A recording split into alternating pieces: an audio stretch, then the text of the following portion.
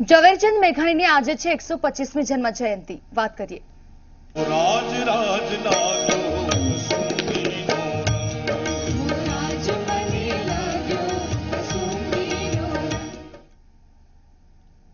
મહાત્મા ગાંધીએ જેમને રાષ્ટ્રીય શાયરનો ગૌરવપૂર્ણ બિરુદથી નવાજેલા તેવા સમર્થક સાહિત્યકાર, સ્વાતંત્ર્ય સેનાની અને સંનિષ્ઠ પત્રકાર ઝવેરચંદ મેઘાણીની આજે 125મી જન્મ જયંતિ છે અને ગુજરાત સરકાર દ્વારા ભવ્ય ઉજવણી કરી રહ્યા છે।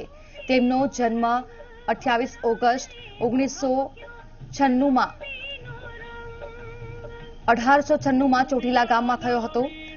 પિતાની નોકરી પોલીસ ખાતામાં હતી અને પોલીસ ખાતા થકી તેમની બદલીઓ થવાના કારણે તેમણે પોતાના કુટુંબ સાથે ગુજરાતના અલગ અલગ ગામોમાં રહેવાનું પસંદ કર્યું હતું।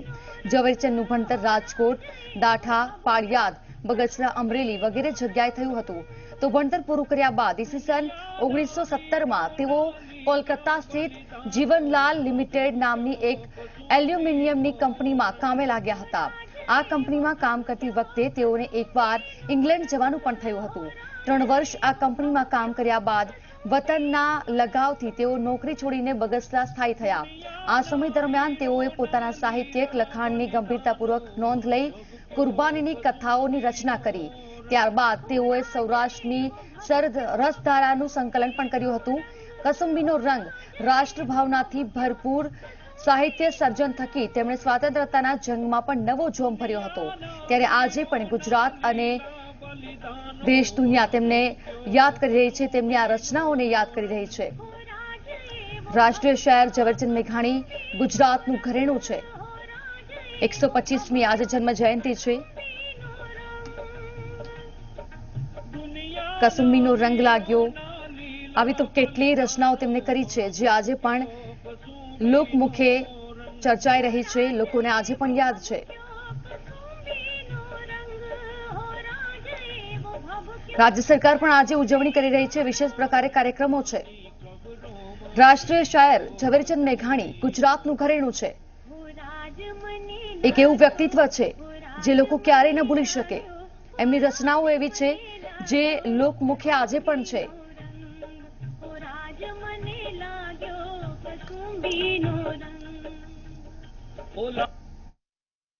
ઝવેરચંદ મેઘાણીની 125મી જન્મ જયંતિની ઉજવણી થઈ રહી છે। સ્વાભાવિક છે કે ઝવેરચંદ મેઘાણીના પૌત્ર આપણી સાથે પિનાકીનભાઈ જોડાયા છે।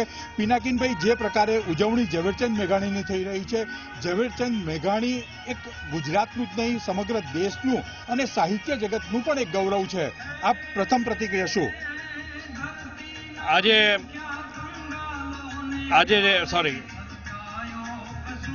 રાષ્ટ્રીય શાયર ઝવેરચંદ મેઘાણીની 125મી જન્મ જયંતિની માત્ર ગુજરાત નહીં પણ વિશ્વભરમાં ઉજવણી થઈ રહી છે। એ ખૂબ આનંદ અને ગૌરવની વાત છે અને આજે એક મને દૈહિક વારસદાર તરીકે એ વાતનું ગૌરવ છે કે આજે દાદાજીના નિધનને 75 વર્ષ થયા, પણ છતાં પણ લોકોના હૈયામાં એ આજે વસે છે। ખાસ કરીને આજની વર્તમાન જે પરિસ્થિતિ છે એમાં ઝવેરચંદ મેઘાણીની વિચારો, એમનું સાહિત્ય કેટલું પ્રસ્તુત છે એવું તમે માનો છો? ઝવેરચંદ મેઘાણીએ શિસ્ત સાહિત્ય અને લોક સાહિત્યનો એક અનોખો સમન્વય કરેલો અને એમને પોતાની ઉર્મિ નહીં પણ લોકોની જે ઉર્મિઓ હતી, લાગણી હતી, એમની પીડા હતી, જે વેદના હતી, એને વાચા આપી હતી। એટલે આજે 100 વર્ષ પછી પણ એમનું સાહિત્ય એટલું જ લીલુંછમ છે। ખાસ કરીને નવા સાહિત્યકારો જે છે અને યંગ જનરેશન છે કે જે સાહિત્યથી અલિપ્ત થઈ રહી છે, એમના માટે શું સંદેશો આપશો તમે?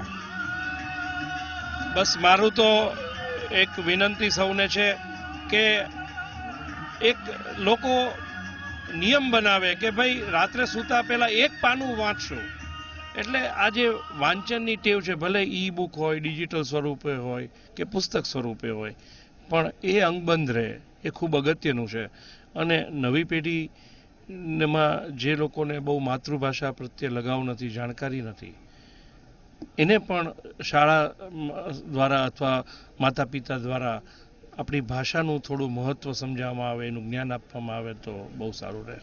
સાહેબ, એક અંતિમ પ્રશ્ન કે જે પ્રકારે ઝવેરચંદ મેઘાણી અમૃત મહોત્સવની આખી ઉજવણી સરકાર દ્વારા કરવામાં આવી રહી છે, તમે એને કેવી રીતે જુઓ છો? કારણ કે આ ઘણી બધી સરકારી ઉજવણીઓ થતી હોય છે, પણ સાહિત્યકાર તરીકે અને એમાં ઝવેરચંદ મેઘાણી જીવાની અમૃત મહોત્સવની ઉજવણી. એટલે એક વાતની ખૂબ આનંદ છે કે ગુજરાતના નાના નાના ગામડામાં પણ લોકોએ ખૂબ ઉમળકાથી આને વધાવી છે. હું છેલ્લા અઠવાડિયાથી ઝવેરચંદ મેઘાણીના જે વિવિધ સ્મૃતિ સ્થળો છે ત્યાં પ્રવાસ કર્યો છું, પણ ત્યાં લોકોનો જે ઉત્સાહ જોઉં છું, ઝવેરચંદ મેઘાણી પ્રત્યેની લાગણી જોઉં છું, એમના સાહિત્ય પ્રત્યેની લાગણી જોઉં છું, એ જોઈને ગદગદિત થઈ જાય છે. અને એમ લાગે છે કે ઝવેરચંદ મેઘાણી લોકોના હૈયા વસેલા છે અને એ અજરામર રહેશે એવું લાગે છે. આભાર પિનાકીનભાઈ. ચોક્કસ એવું કહી શકાય કે સમગ્ર જે ઉજવણી છે અને આજે પણ ઝવેરચંદ મેઘાણી એટલા પ્રસ્તુત છે, એમના પુત્રનું પણ માનવું છે કે દાદાની જે સ્મૃતિઓ છે આજે પણ લોકોના હૃદયમાં ઉતરેલી છે અને ક્યાંક ને ક્યાંક યુવા ધન પણ આ તરફ ઝવેરચંદ મેઘાણીના સાહિત્ય તરફ અને એક લોકજાગૃતિ તરફ વળે તેવી પણ તેમની લાગણી છે. કેમેરામેન રમેશ સ્ટુડિયો સાથે હિતલ પારેખ, જી મીડિયા, ગાંધીનગર. જ્યારે ફાંસીને માચડે ચડ્યા હશે ત્યારે એની ભારત માતા પ્રત્યેની કલ્પના, એ કલ્પનાને સાકાર કરવા માટેના સંકલ્પો આપણે આજે લઈએ અને 100 વર્ષની ઉજવણીમાં એ સંકલ્પો સિદ્ધિ બને અને ભારત માતા જગતજનની બને. ભારત માતા એ ખરા અર્થમાં મા સત્તા બને, આત્મનિર્ભર ભારત બને. આદરણીય વડાપ્રધાન નરેન્દ્રભાઈની જે કલ્પના છે એ મુજબનું ભારત સક્ષમ, શક્તિશાળી બને, એવા આપણે સૌ સંકલ્પથી સિદ્ધિ તરફ આગળ વધવાનું છે.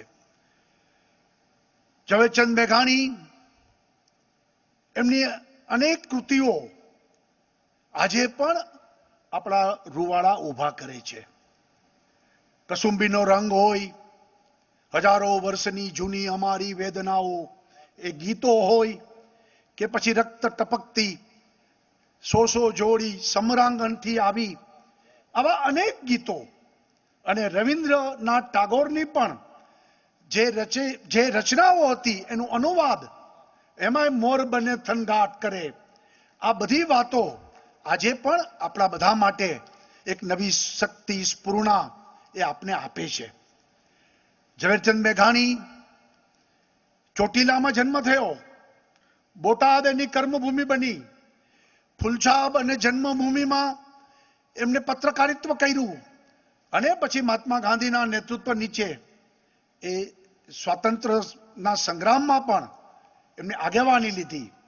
સૌરાષ્ટ્રના એક એક નેસડા ગામડાઓ, ગઢવી, ચારણ, એક એક લોકોને મળીને એમને જે રીતે વાતો સાંભળીને પછી સાહિત્યનું સર્જન કર્યું છે, આજે પણ ગુજરાતને ગૌરવ છે કે ગુજરાત આજે નંબર 1 આપણે વિકાસમાં છીએ, પણ વર્ષોથી, સદીઓથી ગુજરાત એ પોતાની આગવી ઓળખ એને હંમેશા રાખી છે.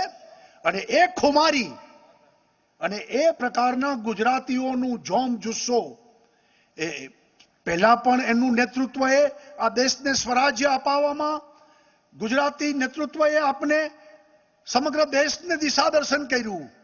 અને હવે સ્વરાજ્યથી સુરાજ્યમાં પણ આપણા નરેન્દ્રભાઈ અને અમિતભાઈ ગુજરાતીઓનું નેતૃત્વ એક ગુડ ગવર્નન્સ માટે પણ આજે નેતૃત્વ કરી રહ્યું છે. હું આ એટલા માટે વાત કરું છું કે આ ગુજરાત, હું અગાઉ અવારનવાર કહું છું કે આ ગાંધીનું ગુજરાત છે, સરદારનું ગુજરાત છે, આ મેઘાણીનું ગુજરાત છે, આ નર્મદનું ગુજરાત છે, આ ઉમાશંકર જોશીનું ગુજરાત છે, કનૈયાલાલ મુનશીનું ગુજરાત છે. અને એ ગુજરાત, એની અસ્મિતા, ગુજરાતની ગૌરવ ગાથા, અને એમાંથી પ્રેરણા લઈને ભવિષ્યની નવી પેઢી આ ગુજરાતની પ્રતિષ્ઠા, ગુજરાતની સાંસ્કૃતિક ધરોહર, ગુજરાતની વિરાસત એ બધાને વધુ ઉજ્જવળ બનાવશે તેવી મને શ્રદ્ધા છે. ઝવેરચંદ મેઘાણીના નામ સાથે સાહિત્ય એકાદમી એ ભવનનું આજે ખાતમુહૂર્ત થયું છે. આ પણ એક આપણા માટે આનંદની વાત છે કે ઝવેરચંદ મેઘાણીના નામે સાહિત્ય એકાદમીનું ભવન અને એ સાહિત્ય એકાડેમીમાં ભવિષ્યમાં પણ મેઘાણીથી માંડીને કનૈયાલાલ મુનશીથી શરૂ કરીને અનેક સાહિત્યકારો એમાંથી સર્જન થાય અને એમની કૃતિઓનું સચવાય, એનું સંવર્ધન થાય અને ગુજરાતી સાહિત્ય, ગુજરાતી ભાષા એ વિશ્વના સીમાડાને ઓળંગીને એક સમૃદ્ધ ભાષા તરીકે આપણે એને જાળવી રાખીએ, એટલા માટે પણ આ એકેડેમી કામ કરશે. અને એની સાથે ઝવેરચંદ મેઘાણીનું નામ જોડાવાથી આ આપણે સાચી શ્રદ્ધાંજલિ આજે આજના દિવસે આપીએ છીએ.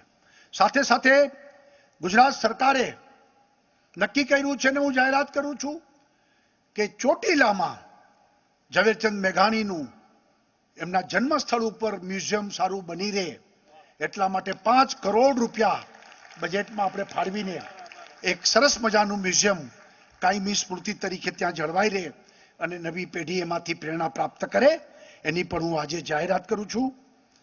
આજનો દિવસ એ મેઘાણીજીને અર્પણ કરીએ છીએ. ગુજરાત આખામાં દરેક જિલ્લાઓમાં આજથી આ કાર્યક્રમો શરૂ થશે, આખું વર્ષ ચાલશે.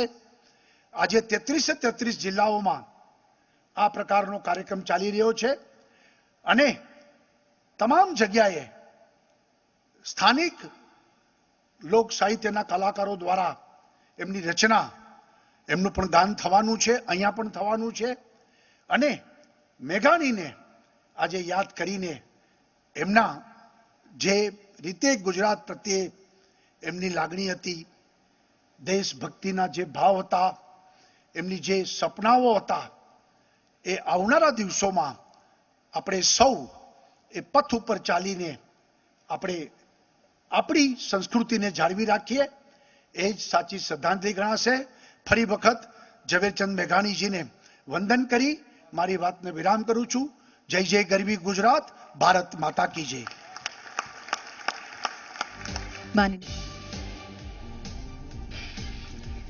તો 5 કરોડ રૂપિયાના ખર્ચે ચોટીલામાં ઝવેરચંદ મેઘાણી મ્યુઝિયમ બનાવવાની વાત વિજય રૂપાણીએ કરી છે. મુખ્યમંત્રી વિજય રૂપાણીએ મ્યુઝિયમ બનાવવાની જાહેરાત કરી.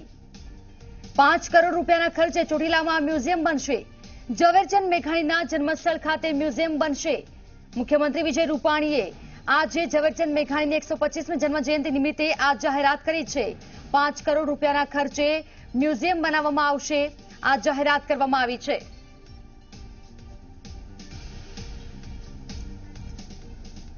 ગુજરાત સરકારે નક્કી કર્યું છે ને હું જાહેરાત કરું છું કે ચોટીલામાં ઝવેરચંદ મેઘાણીનું એમના જન્મસ્થળ ઉપર મ્યુઝિયમ સારું બની રહે એટલા માટે 5 કરોડ રૂપિયા બજેટમાં આપણે ફાળવીને એક સરસ મજાનું મ્યુઝિયમ કાયમી સ્મૃતિ તરીકે ત્યાં જળવાઈ રહે અને નવી પેઢી એમાંથી પ્રેરણા પ્રાપ્ત કરે એની પણ હું આજે જાહેરાત કરું છું. મુખ્યમંત્રી વિજય રૂપાણીએ મ્યુઝિયમ બનાવવાની જાહેરાત કરી છે. આજે રાષ્ટ્રીય શાયર ઝવેરચંદ મેઘાણીની 125મી જન્મજયંતિ છે ત્યારે વિશેષ પ્રકારે કાર્યક્રમનું આયોજન કરવામાં આવ્યું. વિજય રૂપાણી ઉપસ્થિત રહ્યા અને આ મોટી જાહેરાત કરવામાં આવી છે.